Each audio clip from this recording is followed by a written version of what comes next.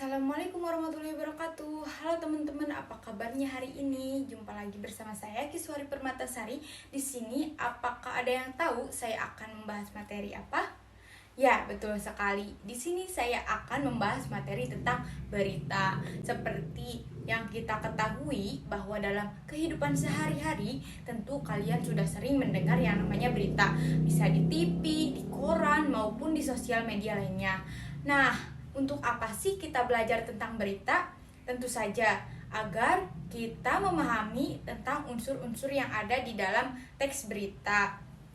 Selain itu, kita juga bisa menyimpulkan isi dari teks berita tersebut. Sehingga ketika kita ditanya atau ketika kita menyampaikan informasi kepada orang lain, kita tidak membuat informasi yang salah atau informasi yang bohong atau hoax. Nah, sekarang kita akan membahas pengertian teks beritanya terlebih dahulu ya teman-teman. Menurut Kamus Besar Bahasa Indonesia atau sering kita sebut KBBI, berita mempunyai arti cerita atau keterangan mengenai kejadian atau peristiwa yang hangat. Bisa disimpulkan, berita merupakan teks berisi informasi yang baru atau sedang terjadi. Informasi yang disampaikan dalam teks berita ini memiliki sifat aktual dan faktual. Nah, sekarang kita lanjut ya ke ciri-ciri beritanya. Yang pertama ada faktual. Berita berarti suatu kejadian yang bersifat nyata, benar-benar terjadi dan dapat dirasakan serta dibuktikan kebenarannya. Yang kedua ada aktual. Berarti kejadian yang bersifat baru, terkini, dan sedang menjadi perbincangan atau pembicaraan di kalangan masyarakat umum. Yang ketiga, ada unik dan menarik. Unik berarti wartawannya atau portal penyedia berita memiliki editorial, redaksi, hingga diksi yang khas. Menarik berarti berita menyajikan fakta aktual yang diinginkan oleh masyarakat atau menimbulkan rasa ingin tahu dan ketertarikan dari masyarakat untuk membacanya.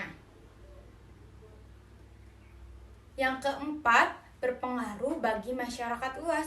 Jadi teks berita harus memberikan pengaruh bagi kepentingan orang banyak. Yang kelima ada objektif.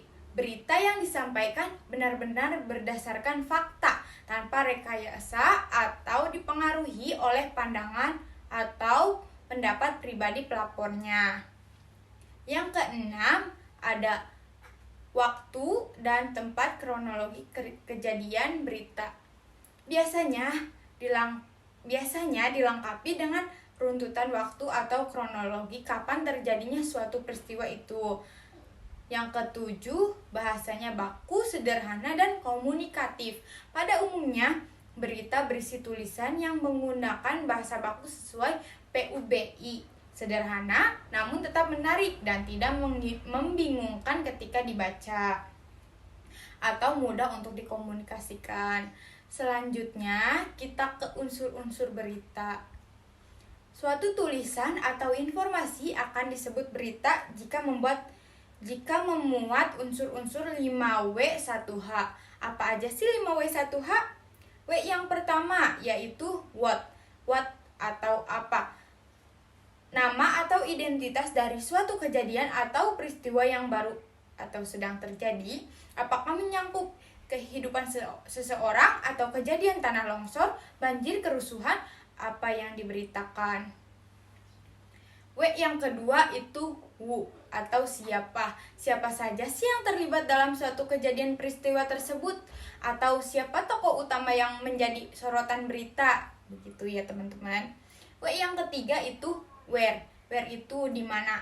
Unsur ini menyatakan lokasi atau daerah tempat terjadinya peristiwa. Di mana sih kejadiannya?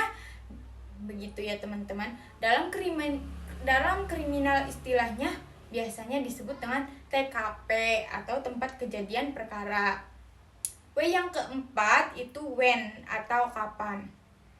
Unsur yang merupakan waktu dari suatu kejadian atau peristiwa yang dilaporkan bisa mencakup tanggal, hari, jam, menit, atau umum seperti pagi, siang, dan sore atau malam.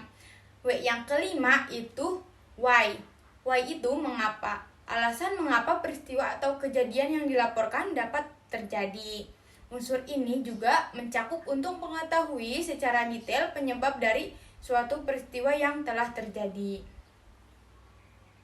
Dan satu H yaitu how. How itu bagaimana. Jadi bagaimana sih keadaan atau proses terjadinya peristiwa itu, kejadian atau peristiwa termasuk akibat yang ditimbulkan atau justru yang diharapkan dari peristiwa tersebut jika peristiwa adalah acara yang disengaja dibuat seperti konser amal, pentas seni, dan sebagainya. Nah, sekarang bahasan kita yang terakhir yaitu jenis-jenis berita. Di sini ada beberapa jenis ya teman-teman. Yang pertama ada straight news atau berita langsung. Straight news merupakan jenis berita apa adanya, ditulis secara singkat, langsung dan lugas. Sebagian besar halaman depan surat kabar atau yang menjadi berita utama atau headline biasanya adalah jenis berita ini ya teman-teman. Yang kedua ada depth news, berita mendalam. Depth news merupakan jenis berita yang dikembangkan dengan mendalam mengenai hal-hal yang ada di bawah suatu permukaan atau dikupas secara mendalam. Yang ketiga ada investigation news, berita investigasi. Investigasi news merupakan jenis berita yang dikembangkan berdasarkan penyelidikan dan penelitian dari berbagai sumber yang dapat menjadi sumber berita. Yang keempat ada interpretative news, berita interpretatif. Interpretative news adalah berita yang dikembangkan melalui pendapat atau penilaian dari wartawan yang meliputnya atau yang melaporkannya, namun tetap berdasarkan fakta yang ditemukan ya teman-teman. Yang kelima, opinion news, berita opini. Opinion news adalah jenis berita mengenai pendapat seseorang. Biasanya pendapat para ahli, pejabat, cendekiawan mengenai suatu hal, peristiwa, kondisi keilmuan, dan sebagainya.